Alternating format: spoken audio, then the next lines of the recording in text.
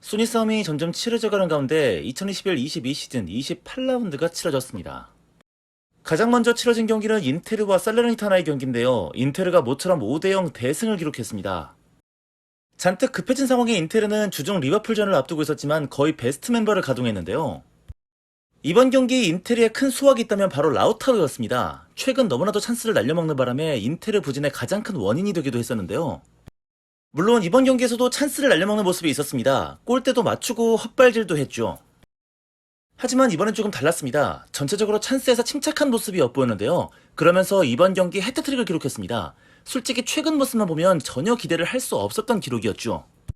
라우타로가 마지막으로 골을 넣은 게 작년 12월 17일이었으니까 거의 석 달 만에 골을 넣은 건데요. 해트트릭은 세리아로 넘어와서 두 번째 기록입니다. 거기다 바렐라는 이 해트트릭 과정에서 어시스트만 2개를 기록하면서 역시 모처럼 좋은 모습이었습니다. 거의 인테르 공격수들은 그동안 독이 바짝 올라있었던 것 같습니다. 이번 경기 제코도 멀티골이었거든요. 미친 새끼. 지금 잔뜩 독이 올라있구나. 무엇보다 좋은 건 고젠스가 교체로 투입이 되면서 이 경기에서 어시스트를 신고를 했다는 겁니다. 앞으로 잘해줘야겠죠. 다만 아직까지 코레아는 시간이 좀 필요해 보입니다. 다음 경기는 우디네세와 삼프도리아입니다. 우디네세가 2대1로 이겼습니다. 삼프도리아 입장에서는 큰 공백이 하나 있었죠. 핵심 미드필더 토스비가 이번 경기 경고 누적으로 뛸 수 없는 상황이었습니다. 그리고 전반 3분부터 허무하게 골을 내줬죠. 최근 팀의 간판 공격수 베투가 전혀 힘을 쓰지 못하고 있는 가운데 데올로페오의 활약이 좋습니다. 이번 경기 선취골을 만들어냈고요. 9분 뒤에는 우도지에가 추가골을 터뜨리는 우디네세입니다. 직전 경기 밀란과의 경기를 무승부로 만들었던 우도지에는 2경기 연속골을 뽑아냅니다. 반면 삼프도리아는 카푸토가 한 골을 넣는데 그쳤습니다. 무너져가던 우디네세가 다시 반등의 계기를 만들었습니다. 임시감독 치오피는 어떻게 시즌을 마무리할 수 있을지 관심이 모아지고 있습니다.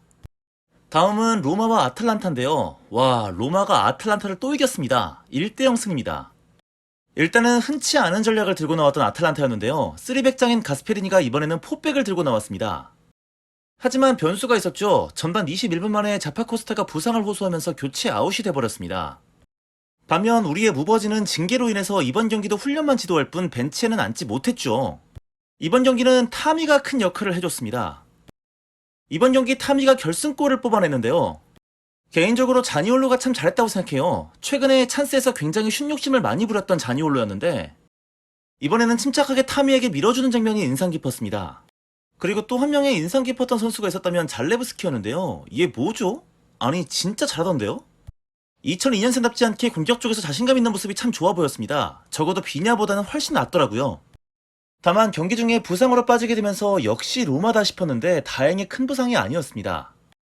어쨌든 타미는 이번 경기 골로 리그 13골, 컨퍼런스 리그 6골, 그리고 코파 이탈리아 1골을 보태면서 시즌 20골을 달성했습니다. 이 정도면 돈값은 잘하고 있는 것 같습니다.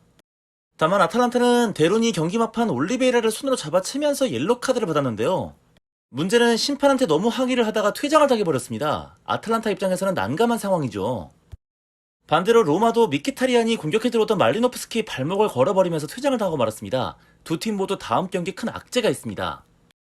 다음 경기 칼리아리와 라치오는 라치오의 3대0 완승이었습니다. 전반부터 운이 좋았던 라치오였습니다. 루이스 알베르토의 슈팅이 알탈의 팔에 맞으면서 PK를 얻어낸 겁니다.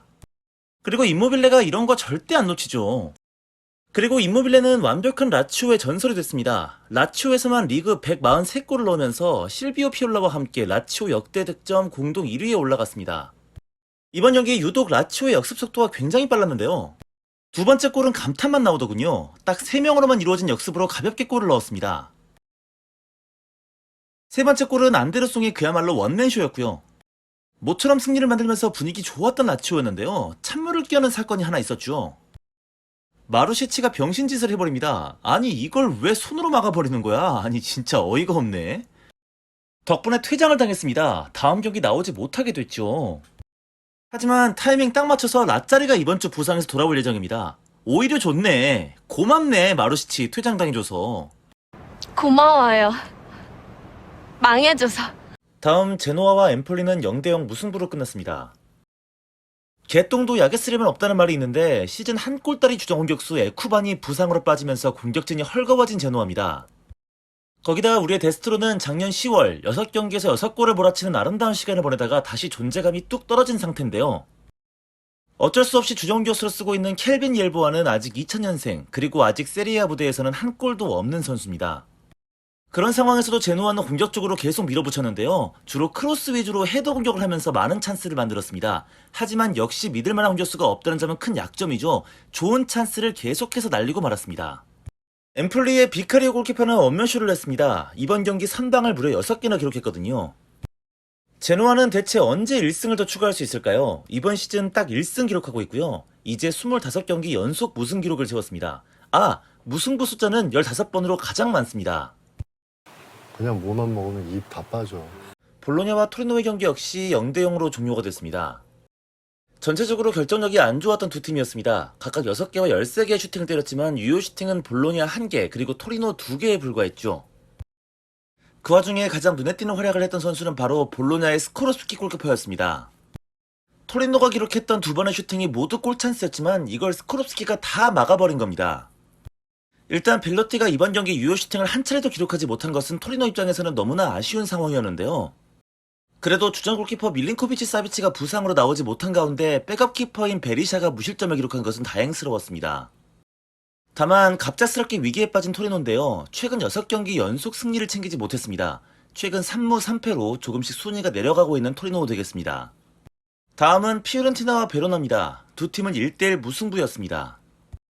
오드리오솔라가 수비면에서는 확실히 아쉬운 부분이 있었지만 그래도 굉장히 중요한 존재라는 것을 깨달을 수 있었던 경기였습니다.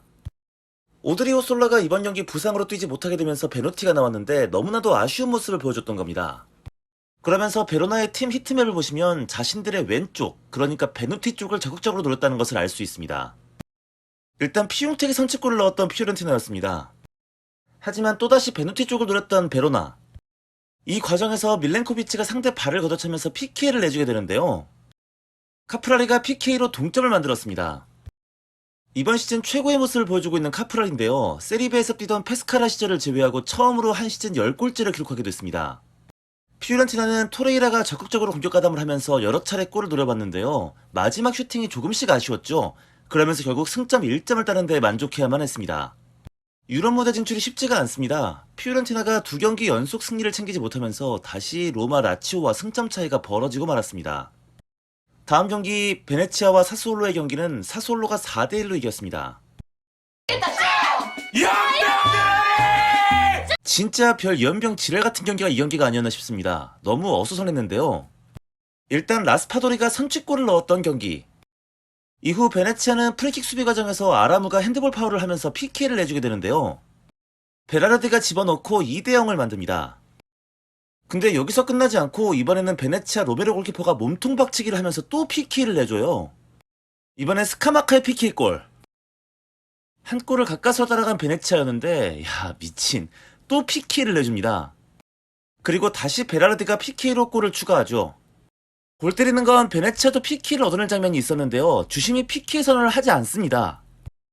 결국 빡이 돌아버린 베네치아 자네티 감독은 강하게 항의를 하고 퇴장을 당합니다. 근데 더 골 때리는 건 결국 이 장면을 VAR로 돌려보고 PK를 준다는 겁니다. 아니 그럼 감독을 왜 퇴장시킨 건데? 아니 근데 또 이거 못 넣어요. 미치겠네 진짜.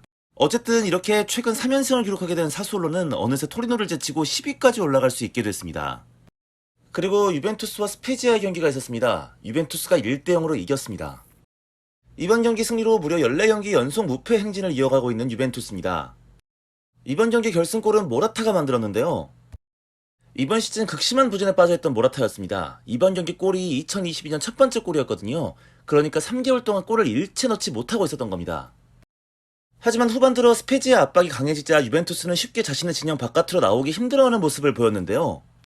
결국 후반 들어 빠르게 장구기 모드로 들어갔고 또다시 유벤투스는 상대에게 얻어맞기 시작했습니다. 그나마 루카텔리가 중원에서 잘 풀어주면서 큰 위기는 없었던 유벤투스였는데요. 경기력이 끔찍하긴 합니다. 특히 블라우비치는 이번 경기 슈팅을 한 개도 기록하지 못했는데요. 이번 시즌 블라우비치 슈팅 빵개는 첫 번째 기록입니다. 사실 결승골도 상대 골키퍼 실수 덕분에 나온 거였죠. 솔직히 저는 진짜 모르겠습니다.